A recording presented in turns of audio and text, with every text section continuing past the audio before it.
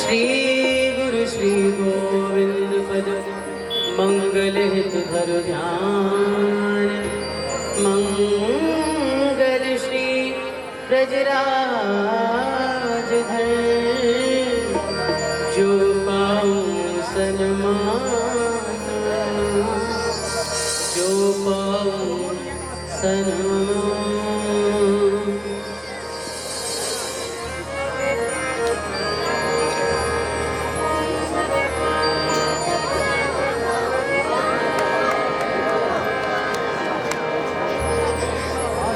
बोलिए संत भगवंत की, बोलिए संत भगवंत की। यहाँ संत भगवान विराजमान है और सत्संग चल रहा है। बोलिए राजा रामचंद्र भगवान की। जोर से जयध्वनि लगाएं आप लोग। राजा रामचंद्र भगवान की। बहुत सुंदर। देखिए, मानव शरीर प्राप्त हुआ है आपको प्रभु की कृपा से। भगवान का नाम लेना जीवन में आवश्यक है, क्योंकि नाम से ही जीवन का कल्याण होता है। भैया कहते हैं राम नाम की लूट है, लूट सके तो लूट, अंतकाल पछताएगा जब प्राण जाएंगे छूट। पछतावा रह जाता है कि हमने भगवान का नाम नहीं लिया, और जीवन में नाम लेकर के हमें अभ्यास डालना है, जिससे कि अंत समय पर हमारे मुख से परमात्मा का नाम निकल जाए। अंत समय पर यदि परमात्मा का नाम आपके मुख से निकलता है तो प्यारे संसार के आवागमन से छुटकारा मिल जाएगा। 84 लाख योनियों में जो भटकता है जीव, उस भटकने से बच जाएगा। क्योंकि नाम की महिमा बड़ी, नाम ही बस सार है, और नाम से पापी का भी भव से बेड़ा पार है। बेड़ा पार कराना है तो भगवान का नाम लेना ही होगा, क्योंकि नाम लेत भव सिंधु सुखाई। परमात्मा का नाम लेने से जीव के लिए भव सागर भी पार करना बड़ा ही सहज हो जाता है। भव सागर सूख जाता है, प्राणी सहजता से उसे पार कर देता है। लेकिन नाम की तो बहुत बड़ी महिमा है। कहते हैं ना, कहो कहा लग नाम बढ़ाई, राम ना सके नाम गुण गाई। नाम की महिमा तो ऐसी है, भगवान भी अपने नाम की महिमा का वर्णन नहीं कर सकते। एक समय की बात, जब श्री प्रभु श्री राम लंका पर विजय प्राप्त करने के लिए समुद्र पर सेतु बनवा रहे थे वानरों के द्वारा, तो वानरों ने दूर दूर से बड़े बड़े पहाड़ लेकर के, पत्थर ला करके जय जय श्री राम कहते कहते समुद्र पर सेतु बांध दिया, और वानर सेना, भानु सेना सभी पार हो गए। भगवान के नाम का प्रताप। अब क्या हुआ, एक समय की बात, प्रभु श्री राम अयोध्या में बैठे बैठे मां सरयू के किनारे पर कुछ विचार कर रहे थे कि वानरों ने समुद्र के ऊपर इतना विशाल सेतु बांधा, सेतु बांध करके और वानर सेना को सबको पार कर दिया, हम सब पार हो गए। तो मैं देखता हूं कि मेरे हाथों से सरयू में पत्थर डाल करके देखता हूं कि ये पत्थर डूबता है या तैरता है। एकांत में बैठे बैठे भगवान इसी लीला को कर रहे थे। पत्थर को उठाते हैं और सरयू में डालते हैं, पत्थर डूब जाता है। बार बार पत्थर उठाते हैं, बार बार डालते हैं, बार बार डूब जाता है। दूर से बैठे बैठे श्री हनुमंत लाल जी इस दृश्य को देख रहे थे कि भगवान क्या लीला कर रहे थे। उनसे रहा नहीं गया, समीप में गए, प्रभु क्या कर रहे हैं आप? भगवान ने कहा हनुमंत लाल, मैं जब तुम देख ही रहे हो तो मैं इस कारण से इस पत्थर को सरयू में डाल करके देख रहा हूं कि आप लोगों ने इतने विशाल पत्थर ला ला करके और समुद्र के ऊपर सेतु बना दिया, तो मैं अपने हाथ से पत्थर डाल करके देख रहा हूं ये डूबता है या तैरता है। तो मैंने जब हाथ से पत्थर डाला तो सरयू में डूब गया। हनुमंत लाल जी को हंसी आ गई, प्रभु कैसी लीला कर रहे हैं आप। आप जिसे अपने हाथों से और जल में डुबाना चाहते हैं, डाल रहे हैं, हाथ में से छोड़ रहे हैं, वो व्यक्ति हो चाहे कोई पाषाण हो वह तो डूबेगा ही। और जब जिसे आप कस के अपने हाथ से पकड़ लेंगे तो वो कहीं डूबने वाला नहीं है। कहने का अभिप्राय ये है कि परमात्मा से आपकी सच्ची निष्ठा, सच्चा प्रेम है तो प्रभु भवसागर से पार कर देंगे आपको, उनका नाम ही पार कर देगा। क्यों कहते हैं, देखो जिसका जो नाम है ना, उनके नाम की इतनी प्रशंसा है, इतनी नामी की भी नहीं है। कहते हैं ना, राम से बड़ा राम का नाम, अंत में निकला ये परिणाम है। तो परमात्मा का नाम ही तो कल्याणकारी है, संसार से पार करने वाला है। हनुमंत लाल जी भी कहते हैं कि प्रभु जीव तब तक ही दुख पाता है, कष्ट पाता है, कहे हनुमंत विपत प्रभु सोई, जब तब स्मरण भजन न होई।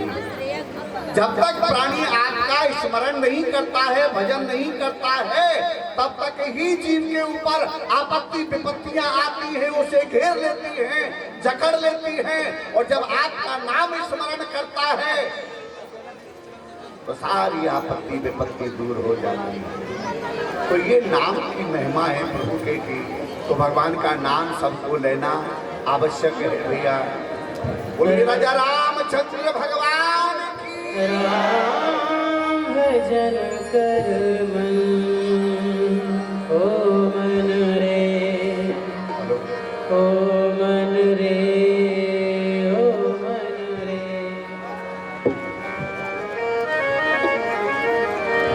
राम भजन कर मन, ओ राम भजन कर मन, ओ मन रे, ओ मन रे। राम भजन,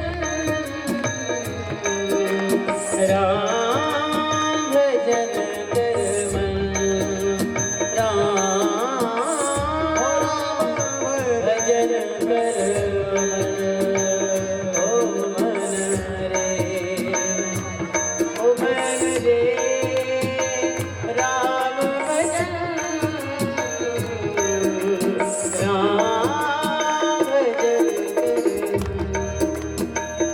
ओ राम भजन कर, राम भजन कर मन।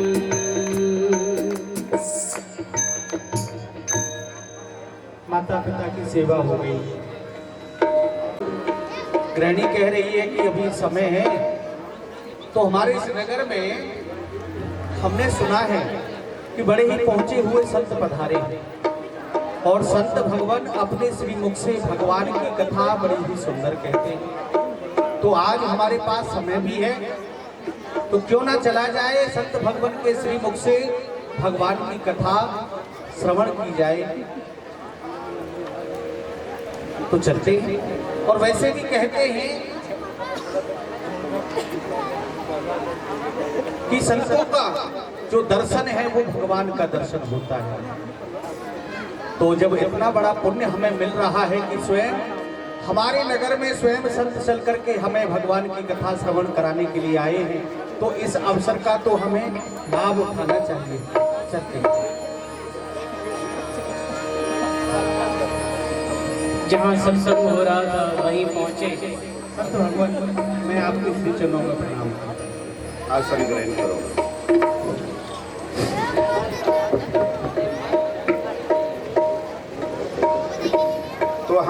चर्चा कर रहे थे प्रभु के नाम की, लेकिन संसारी चीज क्या है, भगवान के नाम को भूल रहा है। अपने जो स्वार्थी हैं केवल उन्हीं को पहचान पा रहा है, और संसार में स्वार्थी कौन है? माता पिता भाई बंधु कुटुंब परिवार, ये सब स्वार्थी है। जाना तूने जननी भगनी भाई बंधन को, इन्हें मन से अपनाना, पास दुख को बुलाना है। जाना तूने ज्योतिष कर्म जातीय धर्म जाना, सभी अधिक जानना भी गले फांसी लगाना है। जन्म लेके जान लेके जाल में फंसा है मूड, जीवन भर जाना लेकिन रहा फिर भी अनजाना है। तूने सब कुछ जाना लेकिन कुछ भी नहीं जाना।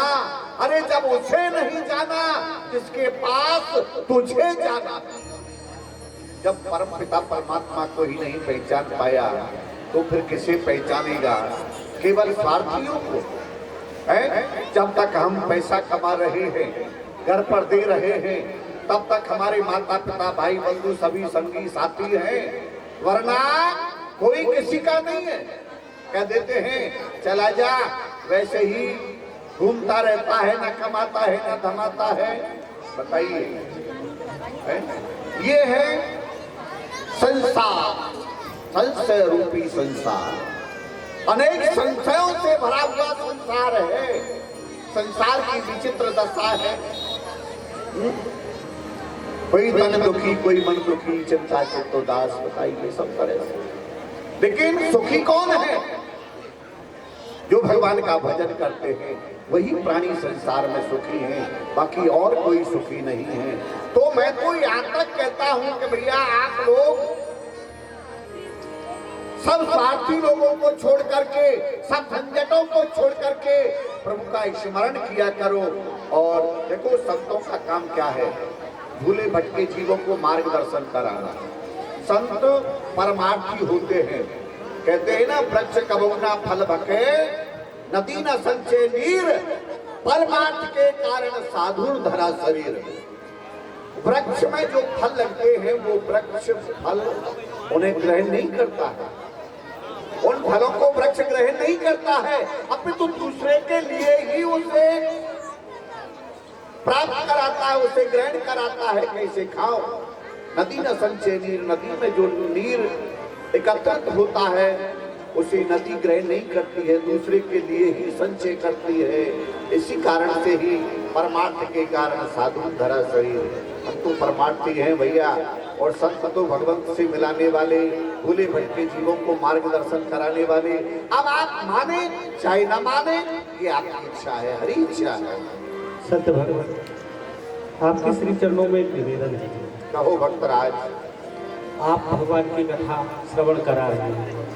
आपने कहा कि भगवान का भजन करना चाहिए, इस बात को मैं भी मानता हूँ। परंतु आपने अभी अभी एक बात कही कि यह संसार जो है ये स्वार्थ। हाँ भक्तराज, इस बात को हम कहते हैं और सब लोग जानते भी हैं, लेकिन कोई मानता नहीं है, क्योंकि संसार सागर में फंसा हुआ है ये प्राणी, इसलिए पहचान नहीं पा रहा है। परंतु भगवान मेरा भी मार्गदर्शन करें आप कहते हैं कि संसार में जो जीव रहता है वो स्वार्थ में वशीभूत होकर के अपने जीवन को जी रहा है, परंतु मैं इस बात को नहीं मानता। करिए संसार स्वार्थी हो जाएगा भगवान, तो फिर कुछ तो रहेगा ही नहीं। आप कहते हैं कि संसार में जो भी रहता है वो स्वार्थी होता है, परंतु जब मैं अपनी तरफ देखता हूँ, मैं किसी और से क्या मतलब रखूं? मैं तो अपने आप की ही बात आपको बता रहा हूँ। मेरे माता पिता मुझसे बड़ा ही प्रेम करते हैं, उनसे मुझे क्या स्वार्थ हो सकता है? मैं कहीं उनको दिखाई ना दूं एक क्षण के लिए तो वो बड़े ही अधीर हो जाते हैं और मुझसे कहते हैं कि बेटा गोपाल तुम कहाँ चले गए थे? तुम हमारे नेत्रों के आगे रहा करो, तुमने कुछ खाया है या नहीं? बेटा यदि तुम्हें कुछ हो गया तो हम तो इस संसार में जीवित ही नहीं रहेंगे, हम तो इस संसार में केवल तुम्हारे लिए जीवित हैं। और भगवान जो मेरी पत्नी है वो मुझसे इतना प्रेम करती है, इतना प्रेम करती है कि उसका मैं वर्णन नहीं कर सकता। मैं गाय चराने के लिए जाता हूँ ना, थोड़ा सा भी विलम्ब मुझे हो जाता है तो मुझसे कहती है कि आज आपको विलम्ब कहाँ हो गया, आप शीघ्रता से घर आया करिए, शीघ्रता से घर आकर के भोजन किया करिए। आप आंखों की आगे नहीं दिखते रहते हैं तो मुझे व्याकुलता हो जाती है। और आप कह रही हैं कि संसार में रहने वाला प्रत्येक प्राणी स्वार्थी है, सब स्वार्थ के बस में अपने जीवन को जी रहे हैं। तो मेरे माता पिता तो स्वार्थी नहीं है, मेरी जो गृहिणी है वो स्वार्थ नहीं है। इस बात को मैं नहीं कह रहा हूँ, शास्त्र कह रहे हैं। सुरनर मुनि की यही है रीति, स्वार्थ लाख करें सब प्रीति। सब स्वार्थ के वशीभूत होकर के एक दूसरे से प्रेम कर रहा है। और संसार की रीति गुण भय लोभ स्वरूप लग करत सकल जन प्रीत। यहाँ आ जाइए, कोई तो एक दूसरे में गुण देख करके एक दूसरे से प्रेम करता है, कोई भय देख करके करता है कि सामने वाले से भय है हमें, कोई लोभ के वशीभूत होकर के करता है, कोई सुंदरताई को देख करके करता है। तो ये स्वार्थ की रीति है बेटा। भक्तराज पहचानो, अभी तुम्हें ज्ञान नहीं है ना, तुम अभी बच्चा हो। मैं इस बात को मानता हूँ कि मुझे अभी बोध नहीं है, मैं धर्म शास्त्रों को भली प्रकार से जानता नहीं। मैंने आज तक अपने माता पिता के ही चरणों की सेवा की है। मैं तो प्रथम बार आपके श्रीमुख से भगवान की कथा श्रवण करने के लिए आया हूँ, परंतु भगवान मैं इस बात को नहीं मान सकता कि यह जो संसार है वह स्वार्थी है। माता पिता को पुत्र से क्या लोभ हो सकता है, पत्नी को पति से क्या लोभ हो सकता है, किसी भी प्रकार का लोभ मुझे तो दिखाई नहीं देता। आपको क्या दिखाई दे रहा है भगवान? मेरे अज्ञान को, तुम्हारे अज्ञान रूपी नेत्रों को खोल दें तब तो मानोगे। अवश्य मानूंगा भगवान, बड़ी कृपा होगी आप मानोगे ना? हाँ भगवान। ठीक है तो बेटा अब हम तुमको ज्ञान करा देंगे। अपने घर के लिए जाओ ना, जिस समय जाओ तो वहां जाकर के तुम्हें एक मरने का नाटक बनाना, मरने का अभिनय करना है, जिससे कि घर वालों को ये पता चल जाए कि हमारा ये पुत्र समाप्त हो गया, सांस को खींच जाना है। ठीक है ना? तो उस समय पर हम तुम्हारे घर आएंगे, तुम वहां पड़े रहोगे अपने को मृतक समझ करके। तो वहां जब आपस में बातें होंगी तुम्हारे माता पिताओं से हमारी, तुम सुनते रहना और तुम्हें पता चल जाएगा कि अब ये माता पिता मेरे हैं, ये स्वार्थी हैं या क्या है। तुम्हें सब कुछ हम ज्ञात करा देंगे। ठीक है भगवान, जैसा आप कहते हैं मैं वैसा ही करता हूँ, पर पूर्ण रूपेण मुझे आपकी बात पर विश्वास नहीं। आप देख लेना, आपको भी विश्वास हो जाएगा कि मेरे माता पिता और मेरी पत्नी स्वार्थी नहीं है, वो स्वार्थ से मुझसे प्रेम नहीं करते। इसी भ्रम को तो हम दूर करना चाहते हैं। मैं ग्रह के लिए जा रहा हूँ। ठीक है, जाओ बेटा। चल सीताराम।